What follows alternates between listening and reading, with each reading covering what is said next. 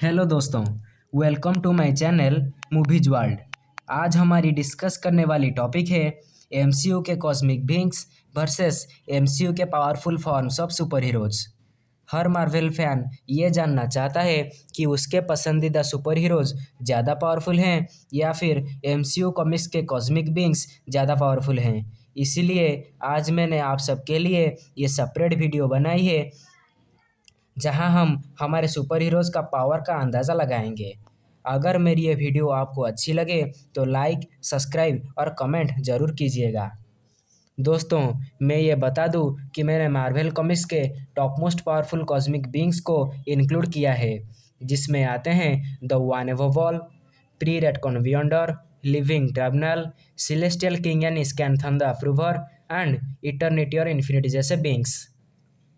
हमारे super heroes में से मैंने Thor, Doctor Strange, Scarlet Witch, Hulk और हरकुलेस को सिलेक्ट किया है, क्योंकि ये सारे सुपर हीरोज ही पावरफुल फॉर्म्स कॉस्मिक बीइंग्स का सामना कर सकते हैं।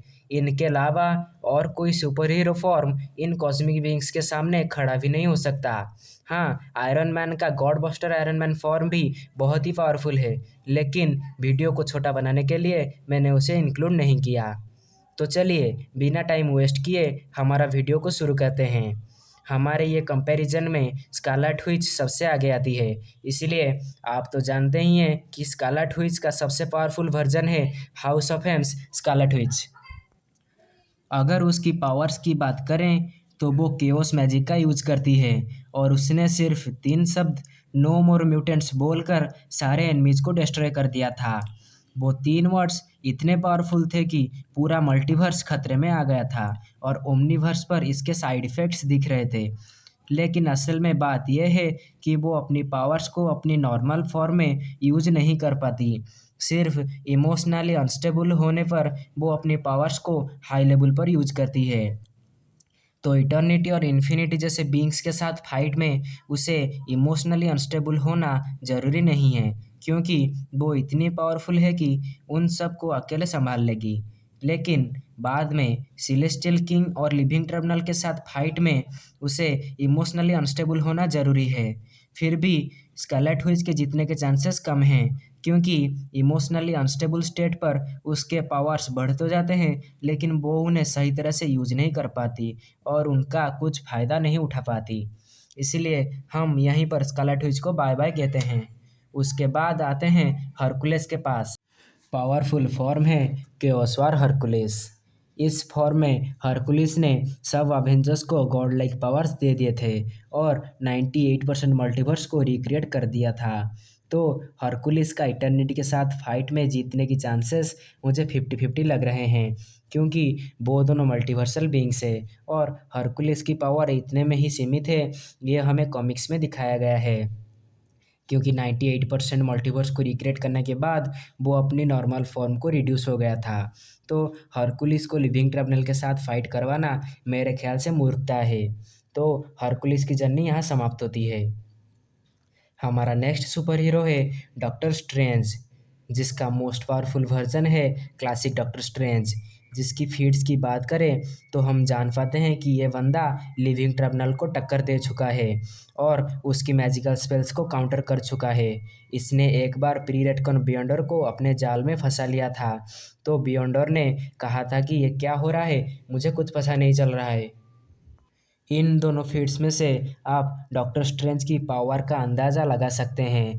इटर्निटी और इन्फिनिटी जैसे बीइंग्स के साथ फाइट में इस बंदे को ज़्यादा ताकत नहीं लगानी पड़ेगी और कुछ देर बाद ये फाइट जीत जाएगा।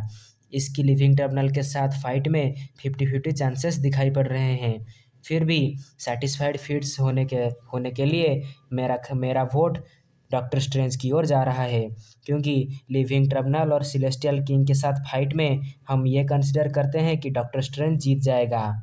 आगे चलकर प्री रेटकॉन बियॉन्डर के साथ डॉक्टर स्ट्रेंज की फाइट में डॉक्टर स्ट्रेंज हार जाएगा, क्योंकि भले ही डॉक्टर स्ट्रेंज ने बियॉन्डर को ट्रैप कर दिया था, फिर भी प्री रेडकॉन बियॉन्डर वो है जिसने लिविंग ट्राइब्यूनल को हराया है और उसने डेथ को भी मार दिया था, जो कि वन टाइप ऑफ इम्पॉसिबल है।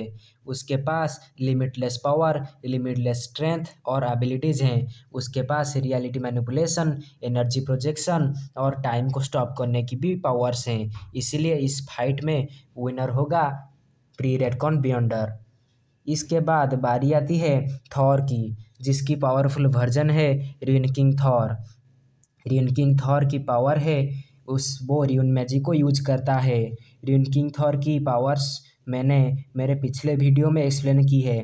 अगर आप चाहते हैं तो उस वीडियो को देख सकते हैं। तो रिन किंग थॉर की सबसे बड़ी फीट है शैडो ऑफ गॉड्स को बीट करना, जो कि असल में सिलेस्टियल्स हैं या फिर बियॉन्डर्स हैं, उसका कुछ पता नहीं।